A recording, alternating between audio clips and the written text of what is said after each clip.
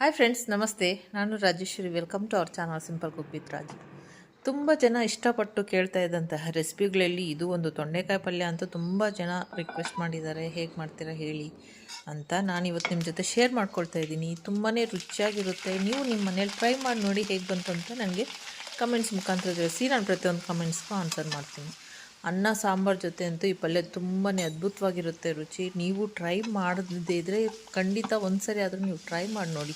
ಚಪಾತಿ ಜೊತೆ ಕೂಡ ನೀವು ಸರ್ವ್ ಮಾಡ್ಬೋದು, ಹಾಗೆ ರಾಗಿ ಮುದ್ದೆ ಜೊತೆ ಒಂದು ಸೈಡ್ ಡಿಶ್ ಆಗಿ ಕೂಡ ನೀವು ಸರ್ವ್ ಮಾಡ್ಬೋದು.